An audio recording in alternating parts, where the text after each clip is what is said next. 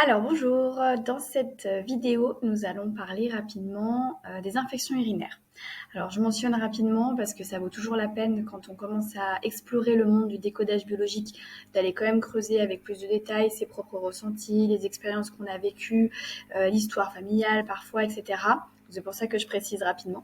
Mais je vais quand même vous donner quelques notions clés sur la compréhension du corps dans son fonctionnement par rapport aux infections urinaires. Alors déjà pour commencer, il faut se rappeler qu'à la base, nous sommes donc des animaux avec un système physique et biologique qui résonne avec le monde animal. Et donc, on va réagir aussi comme l'animal par rapport à nos peurs avec des systèmes de défense dans notre corps. Donc, pour illustrer ça, nous allons parler de l'infection urinaire et donc de la vessie.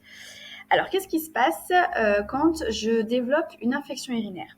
Donc, ce qu'il faut déjà savoir, possiblement, c'est que quand je développe une infection urinaire, j'ai déjà mal quand je vais aux toilettes et donc j'ai déjà développé des bactéries. C'est à ce moment-là que je me dis, mince, j'ai une infection urinaire, là, ça me fait mal, j'ai besoin d'aller aux toilettes très souvent, mais j'ai l'impression que ma vessie n'est pas vidée, etc., etc. Donc c'est quand même quelque chose qui touche majoritairement les femmes, précisons-le, mais ça arrive aussi qu'on le retrouve chez les hommes. Voilà, tout dépend aussi des situations vécues. Alors, biologiquement, qu'est-ce qui se passe dans notre corps? Il faut revenir en général 1 à 2 semaines avant l'infection urinaire qu'on décèle en termes de symptômes. Donc 1 à 2 semaines avant, qu'est-ce qui se passe? C'est que je suis en train de vivre émotionnellement un conflit actif. Donc là, je vais poster aussi une autre vidéo pour pouvoir expliquer ce que c'est les conflits actifs, à quel moment le corps biologique réagit avec les émotions pour véhiculer ça sous forme de maladie. Mais pour revenir donc à cette session du moment, je suis en train de vivre un conflit actif dans lequel je ne me sens plus dans mon territoire. Donc, globalement, en fait, j'ai besoin de marquer mon territoire comme un animal. Donc, qu'est-ce qui va se passer dans le corps? Au moment où je suis en train de vivre cette émotion-là, ça peut être un territoire physique, par exemple une maison, ça peut être un territoire émotionnel par rapport à une relation du moment, ça peut être aussi par rapport au monde professionnel, je ne trouve pas ma place dans ce monde professionnel, donc il peut y avoir plusieurs branches, c'est pour ça que je mentionnais au départ que je vous donne des brides, mais qu'après ça nécessite quand même effectivement en général de creuser un petit peu plus en détail ce qui nous arrive à nous directement. Donc, biologiquement, on a une vessie, comme tous les animaux, que je vais peut-être illustrer avec ma main. Donc, imaginez une vessie qui a cette forme-là, qui est votre vessie quotidienne et avec laquelle on fonctionne correctement. Pendant le temps où je vis ce conflit émotionnel de devoir marquer mon territoire, donc sur plusieurs types de possibilités émotionnelles, mon corps, en fait, ce qu'il va faire comme un animal, c'est de marquer son territoire par l'urine. Donc pour ça, cette vessie qui était, on va dire, avec cette circonférence-là, ne sera pas assez grande. Donc qu'est-ce que va faire le corps pour pallier à ça? Il va augmenter la taille de la vessie.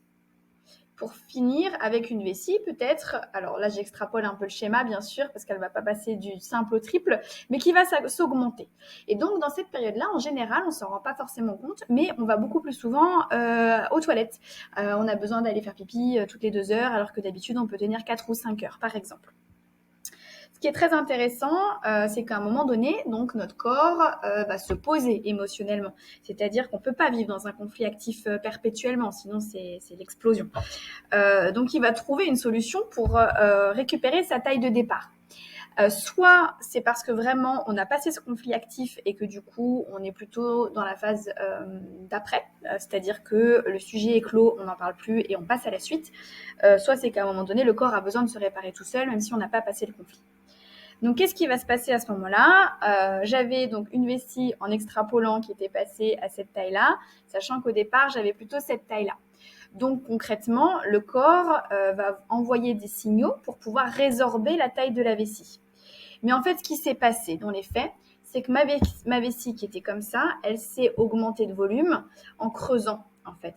Donc, elle s'est augmentée jusque-là. Donc, imaginez qu'en fait, tout simplement pour pouvoir revenir à son point de départ, elle va envoyer des bactéries pour creuser, hop, et pour, on va dire justement, combler en fait la paroi qui s'était augmentée et revenir justement à cette taille initiale. Donc, le but, c'est vraiment de se dire qu'on avait un écart de taille. Ça va se combler avec les bactéries que le corps envoie. Et ce qui est très important, c'est de se dire que c'est ces bactéries-là qui nous font les symptômes de l'infection urinaire. Donc bien entendu, ça n'empêche que ça fait mal et qu'il nous faut en général un antibiotique pour pouvoir pallier à ça parce que c'est très douloureux et en plus après on sait que ça peut monter dans les reins, donc c'est quelque chose sur lequel il faut vraiment être vigilant. Ce qui est très intéressant dans cette vidéo et ce pourquoi je voulais toujours attirer l'attention en décodage, c'est de se dire mais pourquoi ça m'arrive? Pourquoi ça m'arrive? Qu'est-ce que j'ai vécu? Qu'est-ce que j'ai ressenti? Est-ce que j'ai quelque chose à régler?